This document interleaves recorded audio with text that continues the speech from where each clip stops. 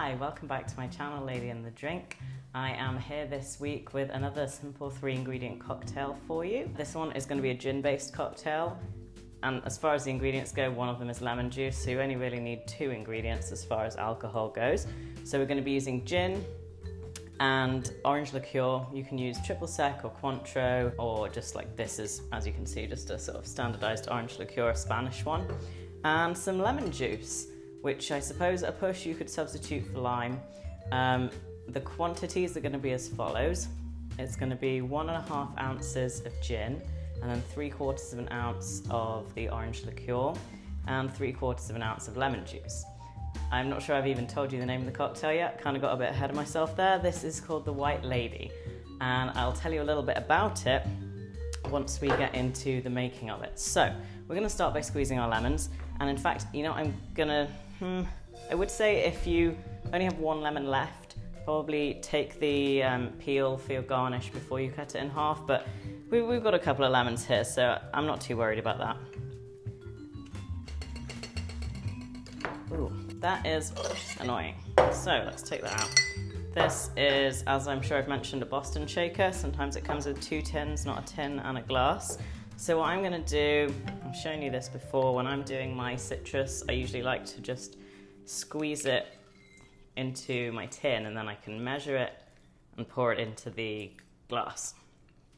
That way we don't end up with any unnecessary spillage.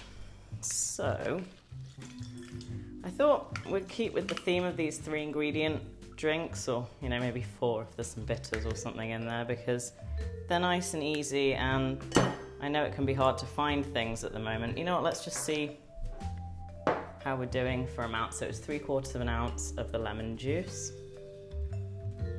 Oh, there was me getting ahead of myself. That is literally spot on. As I've been told by these Americans here, apparently literally is something that is quite a Britishism, or maybe it's just me, I'm not sure. I seem to say it all the time. Okay, 3/4 of an ounce of orange liqueur.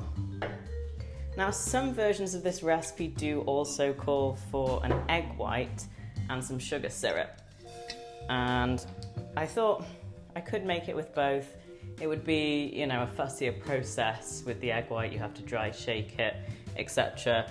So I thought let's just keep it simple right now.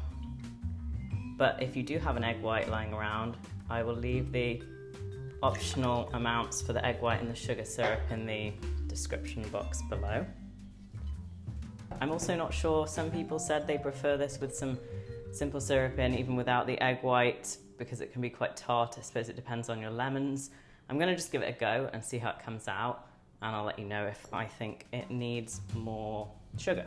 So, in with, ooh, you know what, that's not going to work, so let's get it in the tin. 1 big and 1 small. So now we've got the shaker together. We're going to shake it for about 15 seconds. Once this becomes frosty on the outside, then we know it's done, okay? So that looks good to me. The tin is nice and frosty, as you can see. And we're gonna smack the heel of our hand onto, I've tried to explain this before. There's probably a scientific way to explain it with angles, but that's not my strong point. But where the glass seems like it's closest to the tin, and that should break that seal. Now, glassware, I've chosen a coupe. So we're just going to strain it into our coupe. Then we're going to work on a garnish. It's a lovely colour. The colour of the lemon juice really comes through, which is funny actually, because it's called a White Lady, and it's definitely not a very white cocktail to me, but maybe that's because I have very yellow citrus, I don't know. So I'm going to do the usual, take a thick strip of peel, and then we're going to do something a bit more funky with it this time. I'll show you. So to put all my concentration behind this, as you'll know if you've seen any of my other videos. Not bad. So we have our peel. Let me move this out of the way, and then maybe you'll be able to see me. Let's put these back in here. Okay, So basically what I'm going to do is I'm going to cut the edges to neaten it up and cut the top and the bottom edges as well. So let's do that first. This is definitely more just a decorative garnish. I would say that you don't particularly need to express the oils because you already have a lot of juice in the drink, so should be good on that. So I've made this shape, and then what I'm going to do is I'm just going to place a cut along here, and then we're going to sort of prop it on the rim of the glass. It would look nicer this way. I don't know if it's going to bend this way, so let's give it a little. They're quite malleable. So let's put that little slit down the middle. Never done this before, so bear with me. I think that looks pretty good. Give you guys a look. It's quite nice. It's a bit different to the usual twist that you just sort of have to drop in or leave it floating. Anyway, let's give it a sniff and a taste. Cheers. It smells good. Summery, fresh, citrus.